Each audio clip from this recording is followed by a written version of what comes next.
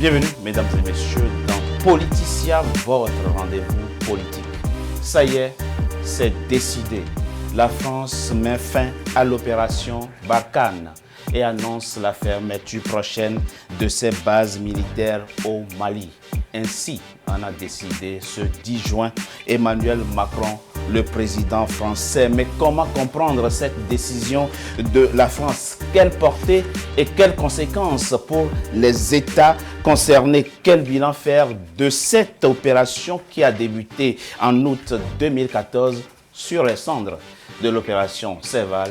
Trois invités avec moi pour en parler. Mahmoud Alpha Bonkaneye Maïga, vous êtes journaliste spécialiste du Sahel. Lorsque le 3 juin dernier, la France suspendait le partenariat militaire opérationnel avec votre pays, le Mali, vous disiez que c'était une bonne nouvelle.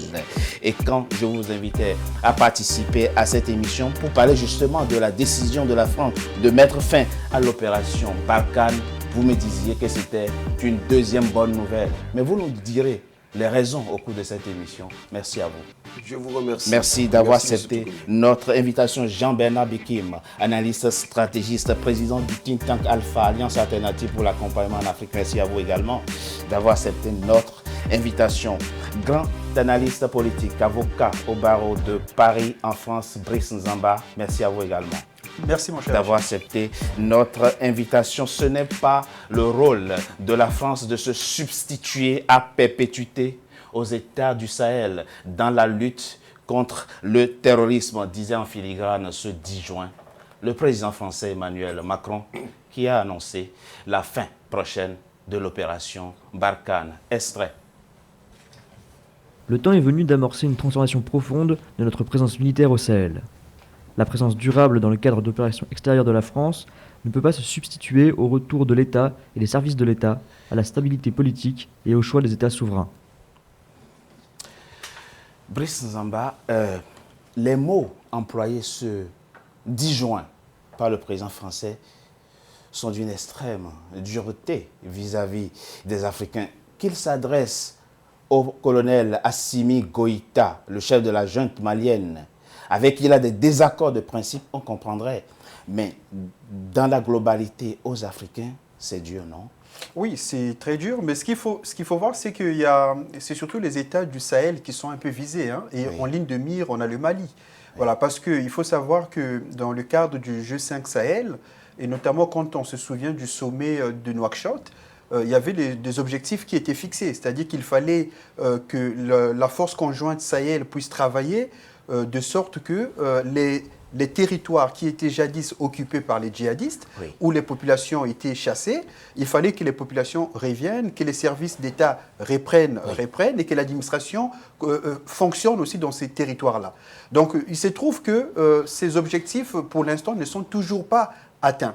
Donc je pense qu'il y a une forme de lassitude de la part de la France qui estime qu'elle s'implique beaucoup, mais qu'en face, notamment les États du Sahel, ne s'impliquent pas comme il se doit. Alors il y a quand même des contradictions, on aura le temps de le développer. De revenir sur ces contradictions, puisqu'ils demandent aux États français, aux États de la région de prendre leurs responsabilités. Alpha Bonkaneye Maïga, en quoi est-ce que la fin de l'opération Barkhane est une bonne nouvelle pour vous? Bon, ben, je suis un observateur concerné. Oui, vous êtes malien. Je suis malien, issu de la région de Gao. Où il y a une base militaire française. Oui, la principale.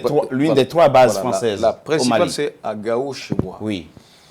Eh bien, je crois que hors antenne, je vous disais tantôt que Barkhane m'a rappelé, et Serval c'était autre chose, mais Barkhane m'a rappelé d'adage de chez nous qui est un peu trivial. C'est la queue de la chèvre qui ne couvre pas l'essentiel et qui ne sait pas chasser les mouches. Alors l'image elle est ce qu'elle est, mais concrètement ça veut dire quoi? C'est que Barkhane n'a rien fait. Et a laissé le champ aux groupes djihadistes de prospérer et de fonctionner dans des espaces où, même au millimètre, on peut voir qui fait quoi et où. Barkhane n'a rien fait, donc au fond, c'est un non-événement pour vous. C'est un non-événement. C'est un non-événement. On annonce la fin d'une opération qui, à vos yeux, était inutile. C'est important puisque ça répond à ce que disait Brice, mais je vous donnerai tout à l'heure la parole Jean-Bernard Biki. Brice, comment comprendre ce malentendu? La France pense que les États du Sahel ne font pas grand-chose pour sécuriser le pays. Et elle dit, nous n'avons pas vocation à nous substituer, à les remplacer. Et le Mali pense, en tout cas, beaucoup de Maliens pensent, ils sont inutilement là, ils ne font rien pour nous sécuriser. Alors, ce qu'il faut dire, c'est qu'il y a un quiproquo général. Hein. C'est-à-dire qu'il y a une attente du peuple malien. Il faut dire que la France, dans le cadre de l'opération Serval, était intervenue sur demande du Mali. Donc, la France est intervenue pour empêcher que les djihadistes occupent Bamako. À la demande du Mali. Du Mali, bien sûr. Djoukouda Traoré, c'est lui qui a écrit au président François Hollande. Il faut le rappeler. Il faut le rappeler, tout à fait. C'est-à-dire que la France n'est pas venue par besoin ou ne s'est pas imposée. C'est le Mali qui a fait appel. C'est pas une armée d'occupation. Voilà. Donc, par rapport à l'opération Serval, non, en tout cas. Et par la suite, après l'opération Serval, bon, il y a eu la mission de l'ONU qui s'est installée, et puis il y a eu l'opération Barkhane.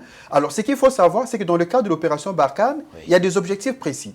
C'est-à-dire qu'il y a d'abord la volonté de pouvoir mettre les États concernés, c'est-à-dire au premier chef le Mali, en capacité militaire, c'est-à-dire d'assurer la formation, l'instruction, la logistique, pour donner les capacités à l'armée, pour que l'armée soit opérationnelle. Donc la force Barkhane, il y a cet objectif-là d'abord, et ensuite d'être aussi sur le terrain pour s'attaquer aux djihadistes. Donc on peut comprendre qu'il y a une lassitude. C'est-à-dire qu'aujourd'hui, il y a une lassitude de la part des Maliens, de la même manière qu'il y a une lassitude de la part des Français. Les Maliens considèrent que dans le cadre de l'opération Serval, c'était plutôt une réussite, mais que dans le cadre de l'opération Barkhane, il n'y a pas eu d'évolution, puisque les positions sont figées. Alors, pour les Français, ils estiment que les armées africaines, notamment le Mali et les autres du Sahel, ne sont pas concernées au premier chef, puisqu'elles ne sont toujours pas en capacité de se réapproprier le combat et de se battre de façon autonome. Et pour ça, c'est quand même contradictoire, hein, parce qu'il faut dire qu'il y a quand même une force conjointe du Sahel qui est fort de 5000 hommes et qui sécurise les frontières. On viendra justement. On va évoluer. Jean-Bernard Bekim, c'est vrai que le général François Lecointre, chef d'état-major des armées, disait depuis des mois déjà qu'il faut une réforme ou du moins une refonte de l'opération Barkhane. Mais concernant la temporalité, pourquoi cette annonce maintenant? Peu de jours, une semaine après avoir décidé de la suspension du fameux PMO, Partenariat Militaire Opérationnel. Ce qu'il faut rappeler aux uns aux autres, c'est que ce qui se passe au Mali renvoie aux nombreux accords bilatéraux que les pays africains signent avec la France.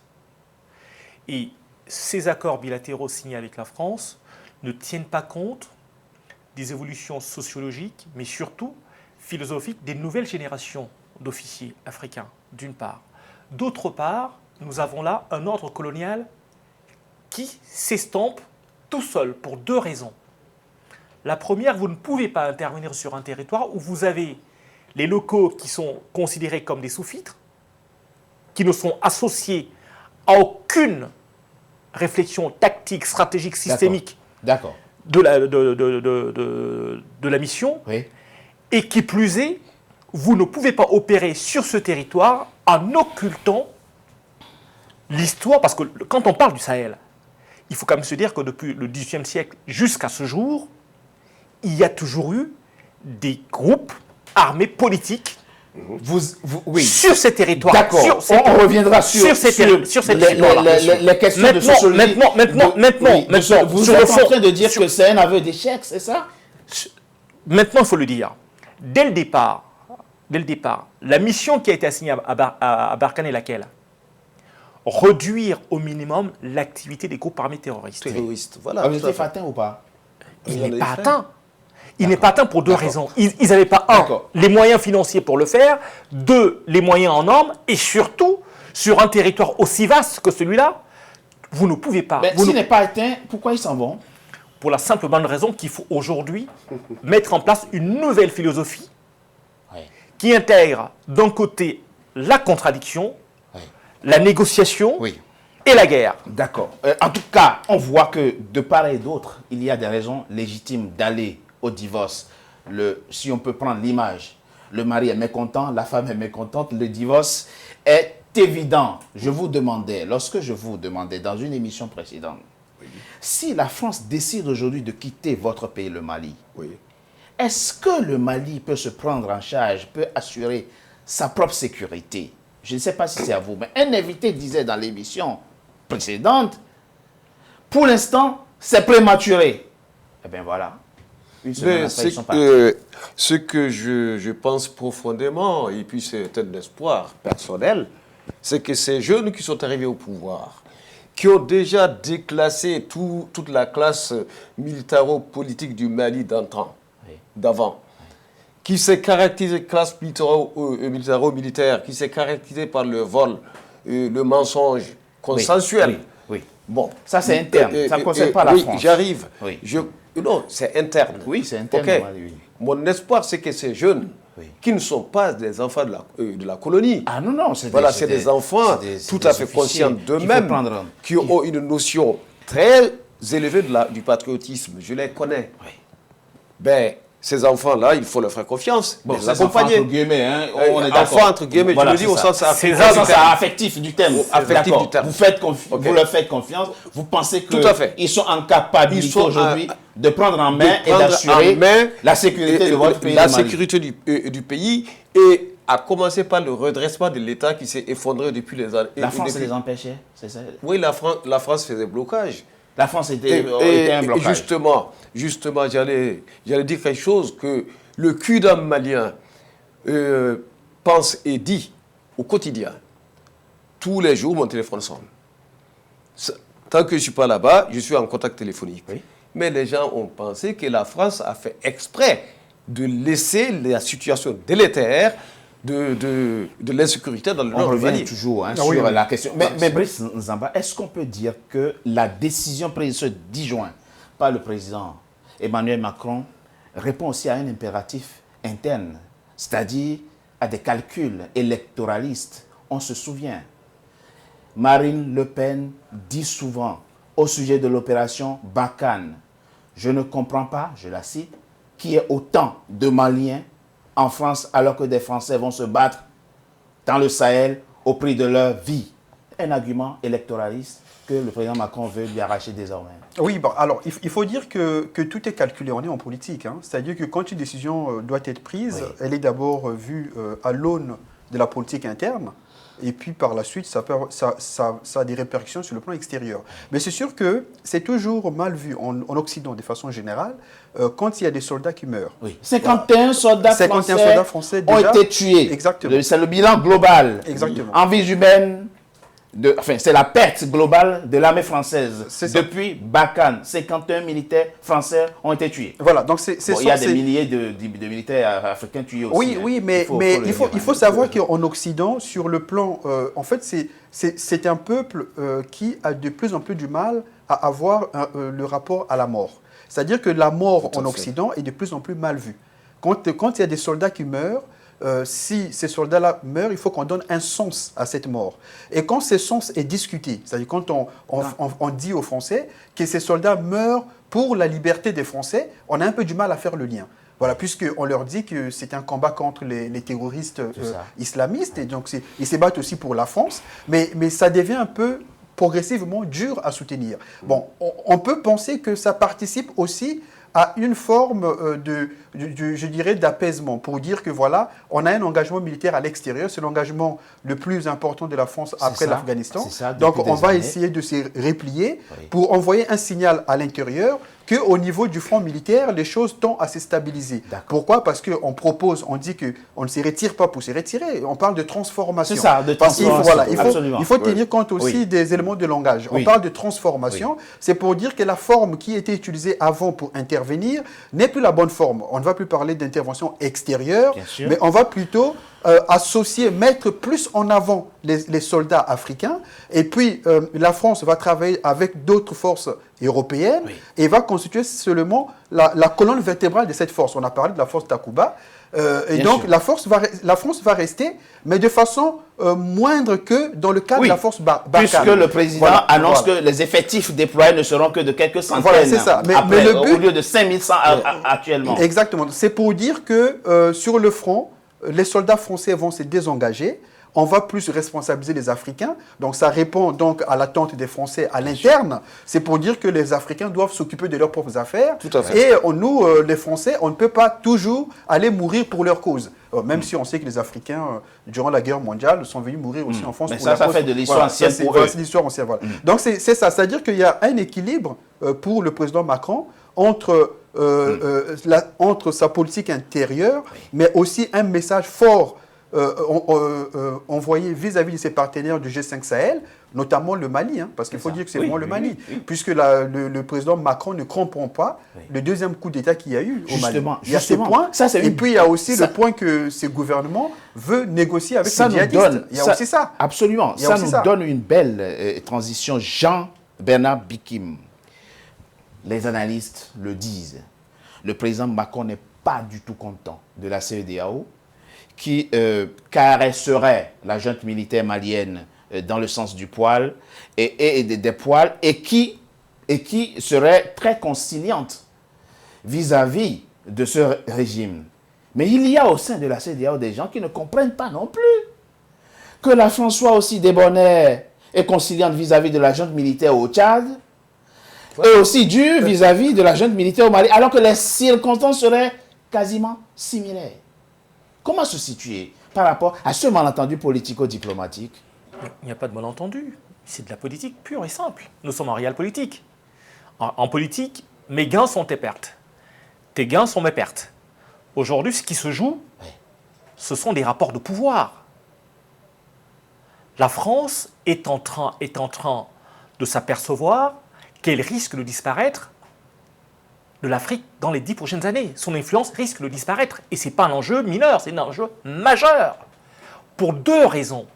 La première, c'est que la doctrine philosophique qui sous-tend, je vais dire, Les opérations militaires, les partenariats militaires, est considérée comme la matrice des rentes économiques et de la corruption systémique dans tous les États africains. Tout à fait.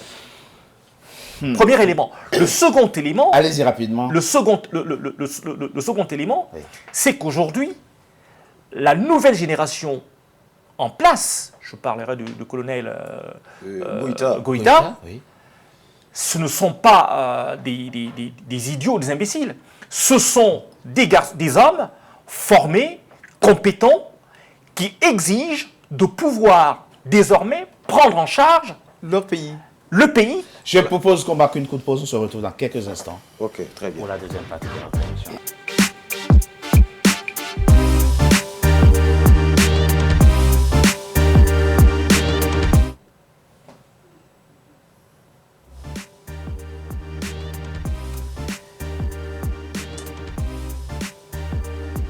Deuxième partie de Politicien, votre rendez-vous politique. Le numéro de ce jour est consacré au décryptage de la décision que vient de prendre le président français. C'était donc ce 10 juin, décision de mettre fin à l'opération Barkhane et de fermer les 3 bases militaires françaises au Mali. Alpha Bonkaneye Maïga, vous vouliez répondre à Jean-Bernard Bikim, notamment par rapport au point comparaison Tchad-Mali. Vous ne comprenez pas que le président, en tout cas que le pouvoir français soit si conciliant vis-à-vis de la junte militaire au Tchad, alors que les mêmes raisons valent pour vous au Mali, dites-vous? Mais bien entendu, le cas du Mali est moins lourd que ce qui s'est passé au Tchad. Pensez-vous? Je le pense profondément. Alors, rappelons le contexte. Bon, le La contexte, France c'est que- dit ceci. Et Le comment Tchad, le général Mahamat Idriss Oui. a pris le pouvoir à un moment où l'intégrité territoriale du Tchad est menacée par des hordes de rebelles qui avancent vers N'Djamena. Oui. Et deuxième raison, le président de l'Assemblée nationale, qui était constitutionnellement le dauphin en cas de vacance du pouvoir, a refusé. Voilà pourquoi la junte militaire a pris le pouvoir au Tchad. Le Tchad Et vous dites, nous avons les mêmes raisons chez nous au Mali. mais bien sûr, le Tchad est un pays martial déjà. depuis le début des indépendances. C'est un pays de combat, de guerre, et où il n'y a pas ces fatras dites de démocratie, de machin, etc. Il y a l'autorité de l'État qui a des couleurs militaires. Ça, c'est le Tchad. Revenons au Mali. Bon. En quoi est-ce que le cas malien est moins grave? Ce que j'ai écrit, j'ai écrit déjà, le Mali était tombé dans le chaos. Oui. Le chaos, il n'y avait aucune responsabilité. Il n'y avait aucun patriotisme, ni au niveau de l'armée, ni du côté civil. Le Mali est tombé dans un chaos général. Eh bien, et ça justifie que les militaires prennent le pouvoir et gèrent le pouvoir de façon dure. Je ne dis pas le Tchad tout de suite. Le Tchad est un pays martial qui a un État solide du type militaire. Ça, c'est clair. Et que ces jeunes-là prennent le Mali pour le redresser, il faut à la formule Jerry Rawlings. Je l'ai dit assez. Je ne l'ai pas dit assez. Vous disiez... Parce que la situation délétère généralisée au Mali a fait que ce pays est parti dans tous les sens.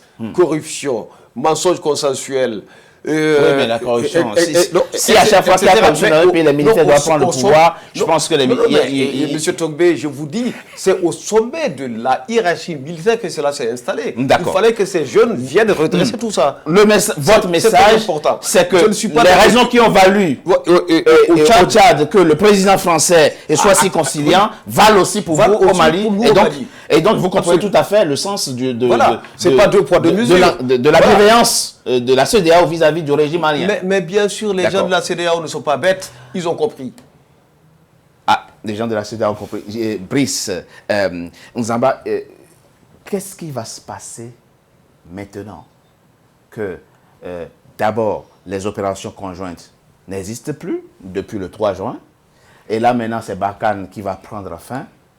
On sait les difficultés de l'armée malienne à assurer la sécurité, à protéger le territoire malien, dont des pans entiers échappent déjà au moment où on est en train de faire cette émission, dont des pans entiers échappent déjà à l'armée malienne. Comment peut-on s'en sortir dans ces conditions? Oui, mais voilà. En fait, ce que je voulais dire, c'est que c'est une chose de prendre le pouvoir. Et par la suite, il faut prendre des mesures, des décisions de nature à rassurer les populations que le pouvoir a été pris pour des bonnes raisons. Parce que c'est maintenant qu'on va réaliser si la junte au pouvoir, le régime au pouvoir au Mali, est un régime conséquent. Voilà, parce qu'à partir du moment où vous n'avez plus des patrouilles conjointes, à partir du moment où la France suspend et se retire, et bon, il reste quand même les forces de l'ONU, il faut le dire. Ils sont 15 000 au Mali. Oui, la MINUSMA. Ils sont 15 000 au Mali. Ils essaient de couvrir aussi le territoire, puisqu'ils ont aussi pour mission de sécuriser aussi le territoire. Donc, c'est pour dire que le Mali n'est pas complètement seul. On est d'accord. La France peut se retirer, mais il y a les forces de l'ONU qui sont encore là. Donc, il faut le dire. Ça, c'est la première chose. La deuxième chose, il y a aussi la force conjointe du Sahel qui est aussi là. Parce que la force conjointe Sahel a déjà mené des opérations de façon autonome, déjà, au cours des crises. Donc ça, c'est le deuxième point. Alors, le troisième point, c'est que la nature a horreur du vide. En politique, c'est pareil. Donc moi, je pense que si la France s'y retire dans les conditions dans lesquelles elle s'y retire, donc ça va permettre au régime en place au Mali, éventuellement, d'envisager des possibilités de nouvelles alliances. C'est possible. Bien sûr. Ce sont des options qui s'ouvrent et qui sont sur la table aussi. Donc, le régime malien... Vous pensez à quoi? Parce que ce qui explique, je veux juste finir, ce qui explique que la France regarde d'un mauvais œil le régime du Mali et regarde d'un bon œil le régime du Tchad, simplement parce que le régime du Tchad, c'est un régime qui est aligné. Le régime tchadien, c'est un régime aligné dans la direction des intérêts français dans le Sahel. Raison pour laquelle la France soutient le régime du Tchad. Ce n'est pas parce qu'il faut savoir que les États, avant tout, ce sont les intérêts. Ah oui, et même les principes démocratiques des droits de l'homme sont mis en avant selon les intérêts. Voilà. Donc, quand la France dit que le régime malien n'a pas respecté le cadre de transition, a fait un coup d'État dans un coup d'État, ou qu'elle n'est pas d'accord avec la position de la CEDEAO, simplement parce que ce régime n'est pas aligné. C'est tout. C'est-à-dire qu'à partir Merci. du moment où vous avez compris ça, vous pouvez anticiper ce qui peut arriver par la suite. Merci, maître. Il Donc, y a c'est- aussi un ce couloir. 10 juin. Dans les couloirs, excusez-moi, monsieur Togbé. Dans les couloirs, il y a des informations qui circulent et solidement Oui. au Mali et dans la sous-région. Oui, bon, on va laisser les informations. On va laisser les informations de couloir, Ok, bon, de très couloir bien. et faire notre émission sur du factuel. Ok, très bien. Un factuel.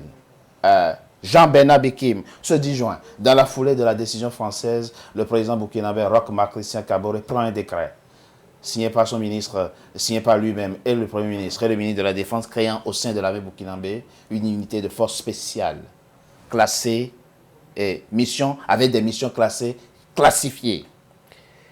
Ça veut dire quoi? Que ils ont pris conscience que les États de la région commencent par comprendre qu'il faut prendre en main son destin. Je crois qu'il y a un élément qu'il faudrait rappeler aux téléspectateurs. Il y a eu un affrontement entre les deux principaux groupes qui sèment la mort au Mali. Le premier, le GSIM, et le second, l'IGS. Cet affrontement nous dit quoi? Nous dit deux choses. Dans le premier groupe, ce sont les Maliens, c'est des groupes maliens. Oui. Se sont dit, nous allons pouvoir nous imposer sur notre territoire. C'est à la suite de cette lutte que l'État islamique dans le Grand Sahara recule vers les trois frontières. Oui, mais c'est posé sur son territoire, en dehors du cadre étatique. Il y a un cadre étatique dans lequel il faut s'inscrire. Et ensuite, il y a un élément important qu'on ne prend toujours pas en compte. Que ce soit en politique ou en économie ou en diplomatie, il y a toujours ce que j'appelle, ce que nous appelons la diplomatie parallèle.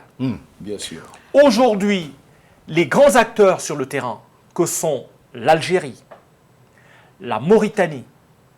Non, l'Algérie n'est pas sur le terrain. En tout cas, pas officiellement. L'influence algérienne. Elle ne fait même pas partie l'influence, Ah oui, ça c'est autre chose. L'influence algérienne ah oui. et mauritanienne est prééminente sur ces territoires-là. Absolument. Et surtout sur ces groupes armés. Bien sûr. Il ressort depuis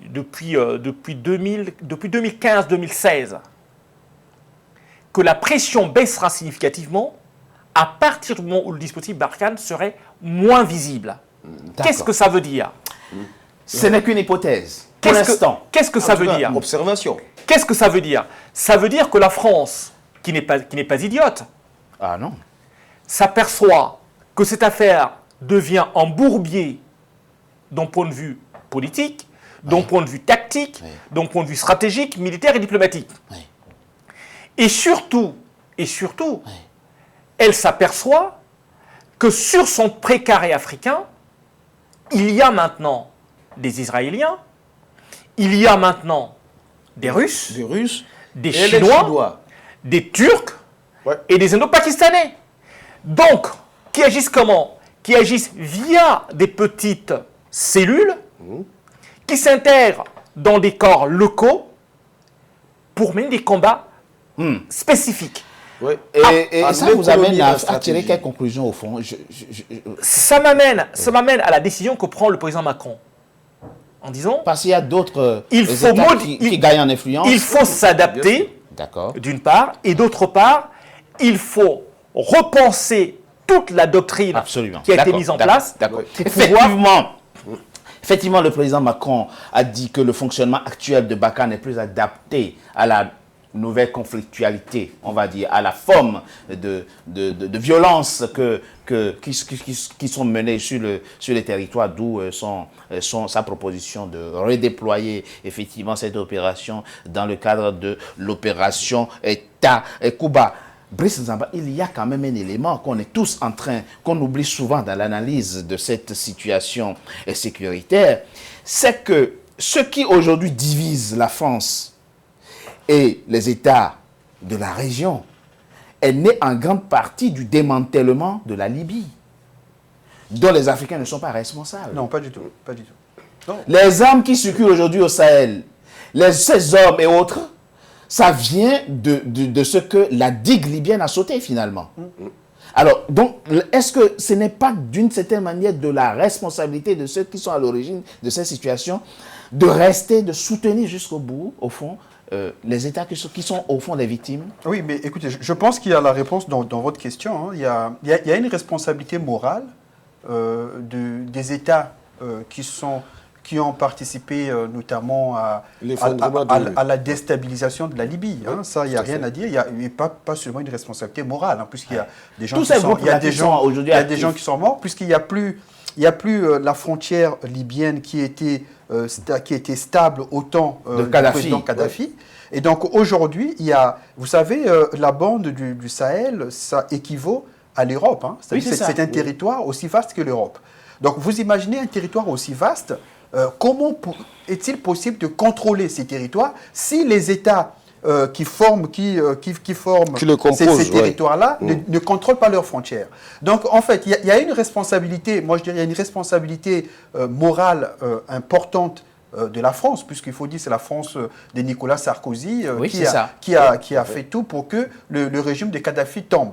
Donc il y a cette responsabilité-là. Maintenant, une fois qu'on a dit ça, ça n'exonère en rien la responsabilité des États africains du Sahel à constituer des armées fortes. Absolument. Voilà, parce que le problème que nous, on a en Afrique, c'est qu'on considère souvent que les armées sont faites pour mater les populations. Voilà, c'est-à-dire que les gens, il n'y a pas, sauf quelques États, hein, parce qu'en Afrique, on a aussi des puissances militaires. Hein, je pense au Nigeria, l'Afrique du Sud, à l'Égypte, etc. Voilà, il y a des pays qui ont des armées très puissantes. Mais quand on parle des pays du Sahel, il y a vraiment un problème de solidification de l'armée.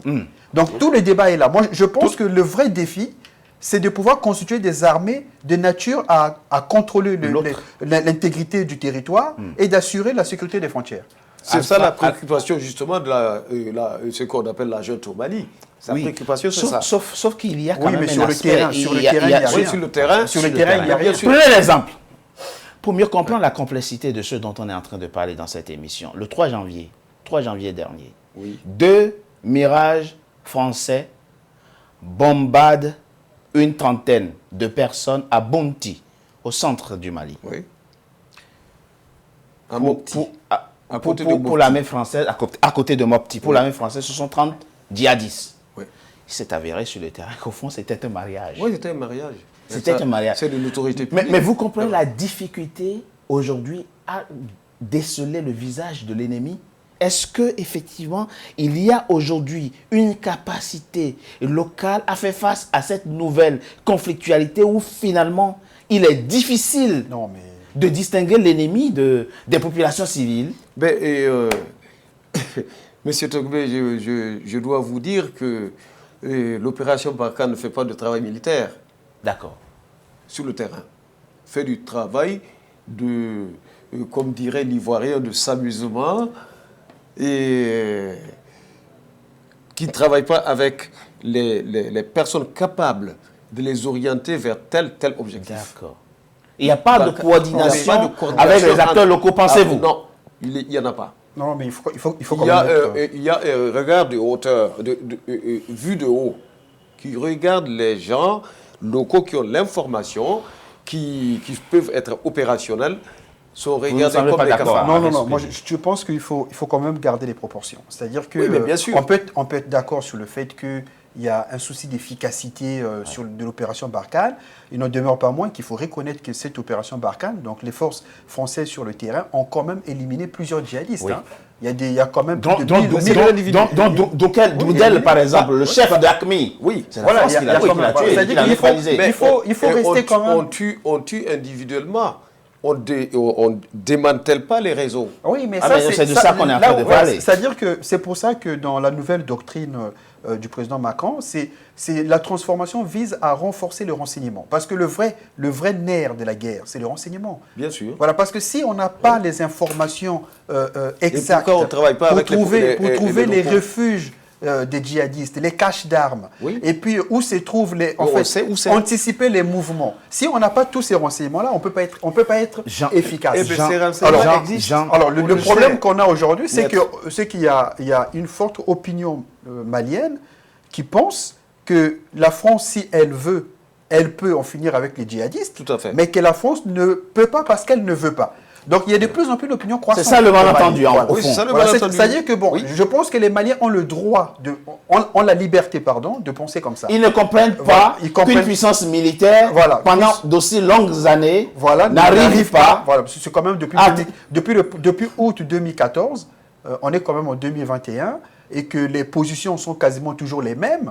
Voilà. C'est quand même extraordinaire. Et sur un Puisque terrain quand les plat, Français c'est pas la ont lancé forêt. leur intervention en 2013, bon, la France a pu stopper l'avancée des djihadistes et les a fait reculer tout de même. Donc si la même impulsion était maintenue, ces forces, le Mali aurait déjà retrouvé son Bon, intégrité ne tombons territoriale. pas dans cette émission, Voilà, après la dans question, la facilité. voilà, après de le penser risque, que- le risque, à mon avis, c'est de dire, de tout reprocher à la France. Oui, c'est ça. Et Oui, par la ça, suite, c'est de vrai. ne pas proposer Bon, une voilà, solution ils sont- plus efficace. Voilà, voilà, c'est ça, solution. Oui, Justement, tout à on va fait. parler tout à l'heure des solutions. Mais avant, Jean-Bernard Bikim, peut-on craindre une forme de recrudescence des attaques terroristes après cette annonce que vient de faire le président français et après la fin effective de l'opération Barkhane? Je crois qu'il y a un élément- Comment les terroristes, selon vous, peuvent recevoir ce message que vient, peuvent interpréter cette décision que vient de prendre la Ce ne France? sont pas les terroristes, ce sont des groupes armés politiques.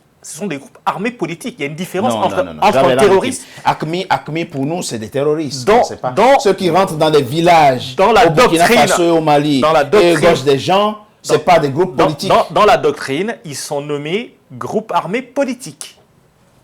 Oui, mais dans la doctrine, mais dans les faits, ils ne le sont pas. De la- Il faut... de la doctrine Je djihadiste. suis scientifique, Non, oui, j'appelle les choses par leur nom. J'avais Point. avec him. On sait qu'aujourd'hui, au Mali, il y a des acteurs connus, Oui, ciblés, oui, avec des réseaux puissants. oui, Azawad, etc. ils D'accord, sont mais là, ils sont à là. côté, On sait où Ces il réseaux- y a quand même des c'est- groupes qui c'est- sont des groupes terroristes. Ces réseaux sont en compétition, en coopération et en guerre Oui. avec les services spéciaux occidentaux. Premier point. Le deuxième Allez-y, point, tout à fait. je vais aller plus loin. Le deuxième point, dans la doctrine française d'intervention, Oui. c'est toujours de s'appuyer sur une minorité locale Oui. à partir de laquelle Ouais. on déploie sa politique. Oui, ça c'est pas. Maintenant, Ce n'est pas faux. Maintenant- Mais ça ne met pas sur le même pied, Maintenant- sur le même pied d'égalité les différents groupes. Je propose Maintenant- qu'on marque une coupe, propose Jean-Bernard Bikim. On reviendra tout à l'heure, vous allez poursuivre votre réflexion. À tout de suite.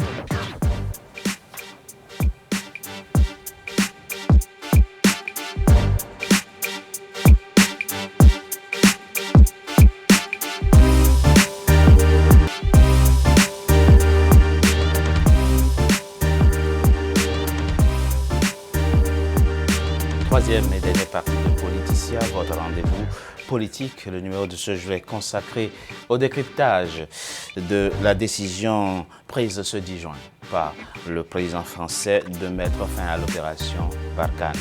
Mes trois invités sont toujours avec moi. Alors, quelles conséquences quelles conséquences peut avoir une telle décision pour les États concernés de la sous-région, notamment dans leur réorganisation face aux défis sécuritaires? Avant d'en parler, écoutons ce qu'en dit le journaliste et écrivain nigérien Siddiq Abba. Il est évident qu'aujourd'hui, dans le contexte d'aujourd'hui, les armées nationales prises individuellement auraient du mal à remplacer définitivement Barkhane parce que ces armées-là n'ont pas les moyens de mobilité nécessaires pour combattre les groupes djihadistes. Les groupes djihadistes sont très mobiles, ont des motos, ont des pick-up, et leur mobilité est un défi permanent pour nos forces de l'ordre qui n'ont pas de capacités aériennes que Barkhane a pour continuer à les traquer. Donc, il faut que les pays prennent leurs responsabilités pour essayer de régler la question de mobilité en procédant à des commandes pertinentes. On sait que certains pays ont commandé des avions, mais ce n'est pas des avions qui sont adaptés pour garantir la mobilité des forces pour intervenir, par exemple, comme dans le cas de Solan, où l'armée burkinabé a mis du temps avant d'intervenir, et c'était déjà arrivé au niveau de Inates et Chinagoder au Niger, où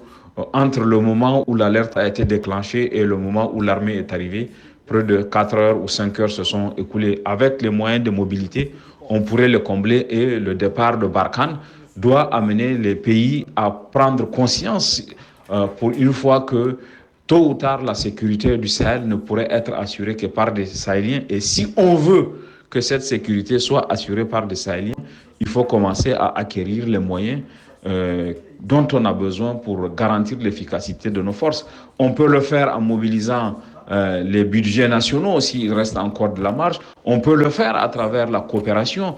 Si Barkhane s'en va, il y a des pays africains qui ont des moyens importants sur le plan militaire. Je pense à l'Afrique du Sud, je pense à l'Égypte, je pense à l'Algérie, qui ont des moyens militaires importants, et la solidarité de la France peut être remplacée par une solidarité africaine. Et ce qu'on peut voir, c'est l'absence de solidarité africaine. On sait que lorsque, en janvier 2015, il y a eu une attaque terroriste à Paris, beaucoup de chefs d'État africains se sont précipités. Certains ont même versé des larmes ici. Et lorsque on voit ce qui se passe au Sahel, on ne voit pas cette solidarité. Et aujourd'hui, avec le départ de Barkhane, on a une occasion de montrer que la solidarité africaine existe, elle peut être efficace, elle peut être productive, et c'est de cela, à mon avis, qu'il s'agit. Il s'agit de montrer que même si Barkhane s'en va, la sécurité du continent africain peut continuer à être prise en charge par les Africains eux-mêmes. En tout cas, c'est une exigence et c'est une réalité. On ne peut pas se soustraire. Et cette décision unilatérale de la France prouve qu'on ne peut jamais compter sur un autre pays pour assurer sa propre sécurité. On ne peut pas sous-traiter de sa sécurité, et je pense que les États africains doivent prendre conscience de cela. Solidarité, coopération, équipement, mutualisation plutôt des moyens entre Africains. Jean Benabikim, le général français Jérôme Pellistrandi, rédacteur en chef de la revue Défense nationale, disait ce 11 juin sur une chaîne internationale: la difficulté que nous avons au Sahel, c'est que nous avons du mal à les faire travailler ensemble. Il parlait des États du Sahel. Y a-t-il effectivement pour les États du Sahel une quelconque difficulté à travailler ensemble? Je sais que vous n'êtes pas sur le terrain, mais peut-on l'imaginer? C'est une réalité qu'il révèle au grand public. Aujourd'hui, nous avons une lutte d'influence terrible dans le Sahel qui déstabilise d'ailleurs tous les pays. La lutte Algérie-Maroc, la lutte Égypte-Maroc, Algérie. Et derrière, nous avons à l'intérieur de chaque pays des guerres intergénérationnelles. Parce que faut quand même pas l'oublier. Nous avons pour le Mali, nous avons une première génération d'officiers formés en Russie. Oui. Nous avons une seconde génération d'officiers formés au Mali et en France. Oui. Au sein de cet état-major malien, nous avons deux courants qui s'affrontent.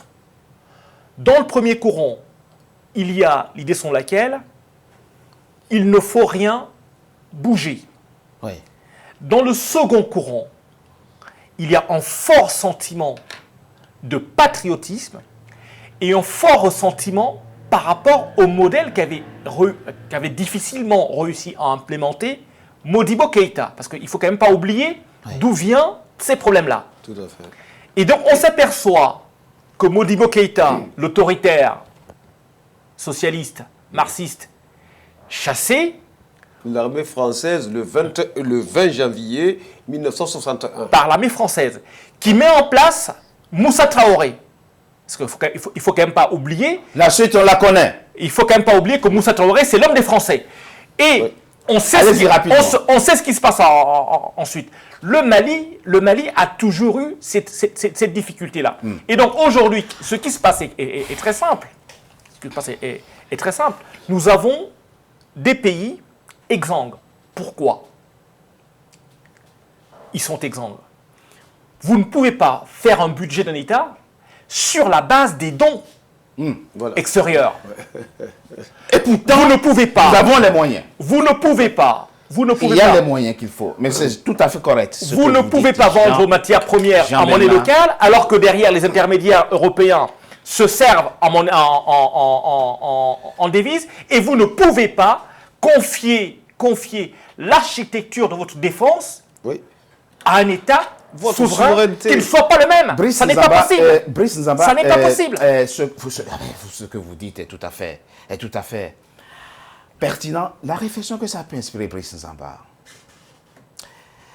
c'est que quand le boulanger te dit « Fais ton pain toi-même, je ne te nourris plus », qu'est-ce que je fais? Aller chercher un autre boulanger ou apprendre à faire mon pain moi-même? C'est une question de survie, c'est une question de dignité. La dignité malienne. Vous êtes les héritiers de Soundiata Keïta. Qu'est-ce que je fais? Oui, mais on peut avoir la volonté de faire son pain soi-même, encore faut-il avoir les ingrédients. Oui, il faut avoir la farine. Il faut avoir la farine, il faut avoir la levure, voilà, il faut avoir le exactement. four. C'est ça, c'est-à-dire que il faut dire que la sécurité dans un État, c'est un des éléments de la souveraineté. C'est-à-dire qu'un État, pour être un État, doit être en mesure d'assurer Sa sécurité.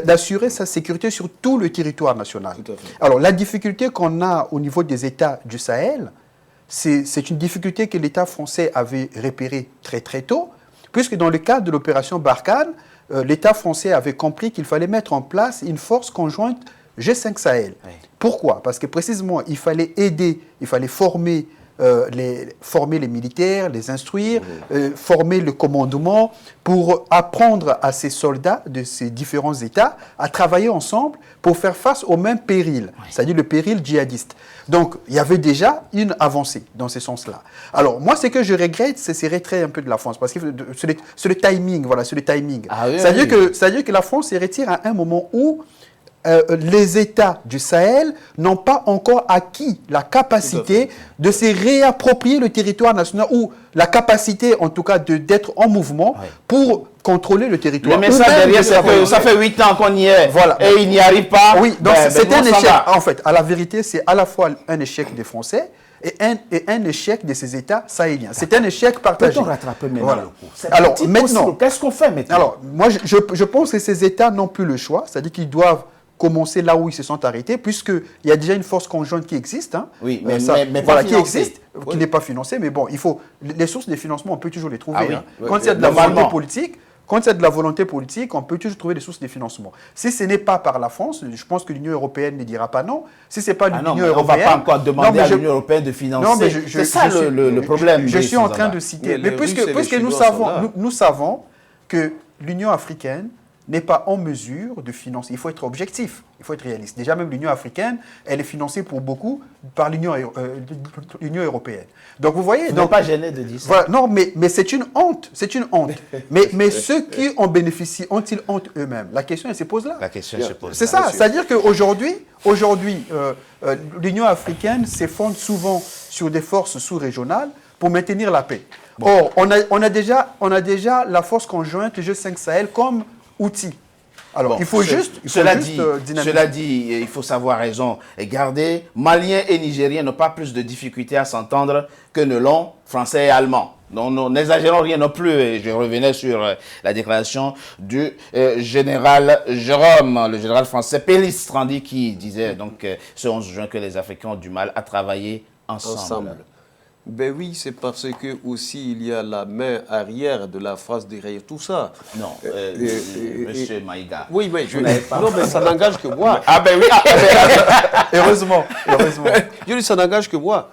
Mais Il y a on est d'accord là-dessus. une main qui donne et l'autre qui dit non, il faut faire comme donc ça. c'est une fatalité, on va s'en Oui, sortir mais- jamais. À chaque fois qu'on mais- verra une main extérieure, nous on en va sommes- jamais mais- s'en sortir. Mais nous en sommes là, mon frère. Oui, mais Nous en sommes là. Oui. C'est des faits qui échappent même à l'analyse géostratégique, comme Alors concrètement, c'est ça de quoi? Dites-nous. C'est le faire. Alors décrivez-nous cette main qui prend quoi au Mali?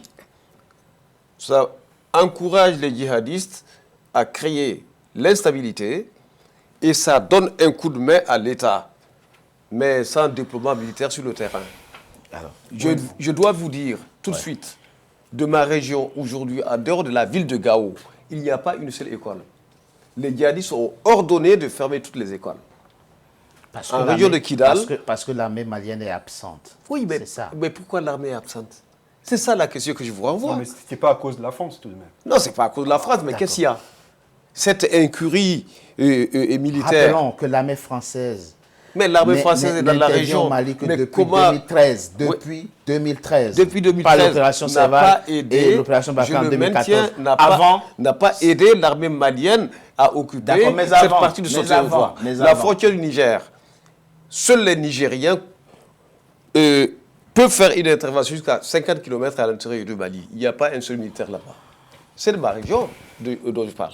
Je le dis avec passion. Oui, Jean-Bernard Bikim, ce qui est Et- aussi, on a bien compris votre Ok. mais on retiendra l'amour du Mali, le patriotisme et l'espoir que vous placez en la Voilà. junte militaire. C'est pas le journaliste qui parle, c'est l'enfant du mais- pays. Mais on vous comprend totalement. Jean-Bernard Bikim, très rapidement, on est à la fin de notre émission. Au fond, la CEDEAO et au-delà, les organisations sous-régionales et l'Union africaine sont interpellées. Je rappelle quand même que ça fait des années qu'on parle d'une force africaine en attente. Brice a abordé une question centrale. Oui, la question de la Le souveraineté le et financement, non, le de sa finance- sécurité. Le financement des organisations et des États africains est la clé de voûte qui résoudra en grande partie les difficultés auxquelles tous nos pays sont confrontés. Je prendrai un cas très simple. Je ne l'aime pas trop, mais je dois quand même dire que si nous sommes dans ce bourbier, Jean Ping y est pour beaucoup. Bon, on ne va pas Jean- personnaliser les problèmes. Jean Ping de était l'Union- le président de l'Union africaine. De la Commission. Oh, la président Commission de la africaine. Commission. Au moment où cet événement va se produire, il ne saisit pas la perche que lui tend Barack Obama. Quel événement? La France demandait aux États-Unis d'intervenir. Barack Obama a dit « Je n'interviendrai pas D'intervenir où? en Libye. » En Libye. Oui, en 2011. Et au même moment, le général Lansana Conté dit « Très bien, nous allons régler cette question. Mais j'ai un doute sur ce Chinois. Je ne suis pas sûr qu'il ne va pas s'aligner sur les Français. Mais s'il Non. s'aligne sur les Français, c'est l'Afrique qui tombe par terre. Donc, Jean-Bernard Bikim, vous savez très bien que comme en 2003, les États-Unis n'ont pas attendu le Conseil de sécurité avant d'intervenir en Irak, de toute façon, la France et l'OTAN seraient intervenus en Libye, même si la Commission de l'Union africaine avait dit l'histoire non, nous montre même que si... ce sont les hommes qui la chantent. On est d'accord là-dessus. Je prie que nous absolument. avons votre dernier mot Absolument. très rapidement. Nous sommes à la fin. C'est les hommes de qui cette font l'histoire. émission. Voilà. Peut-on partir de cette Même émission si d'après Althusser, ils ne savent pas l'histoire qu'ils font. avec l'espoir de voir ce continent prendre en main sa son propre destin. sécurité. Vous n'existez pas, vous n'êtes rien si vous sous-traitez votre sécurité à des gens extérieurs. Tout à fait. Oui, mais il faut dire on a besoin d'une nouvelle génération de dirigeants visionnaires et qui vont porter avant tout les intérêts vitaux de l'Afrique comme étant un objectif concret. Et pour ça, il faut avoir des alliances stratégiques qui convergent dans la même direction. Voilà, c'est-à-dire il faut sortir un peu aussi des coopérations faciles parce qu'on est habitué. Il faut parfois prendre le risque de prendre des sentiers qui sont des sentiers non battus. Merci, Voilà, merci Brice Zamba, analyste politique, avocat au barreau de Paris. Jean-Bernard Bikim, président du Titanka Alpha. Alpha Maïga Bonkane, vous êtes journaliste, écrivain, auteur du Chaos. Généralisé. Le Mali ou le chaos Le généralisé. le chaos généralisé. On souhaite aux Maliens de sortir du chaos. Et le Mali a les moyens, l'intelligence et le génie d'en sortir. Merci à vous. C'est Merci. la fin, mesdames Merci. et Merci messieurs. encore. De Politicien à votre Merci rendez-vous encore. politique. Je vous remercie d'avoir été nombreux, comme toujours, assure. Et restez fidèles au programme d'Africa 24. À bientôt pour un nouveau numéro du Politicien. Merci.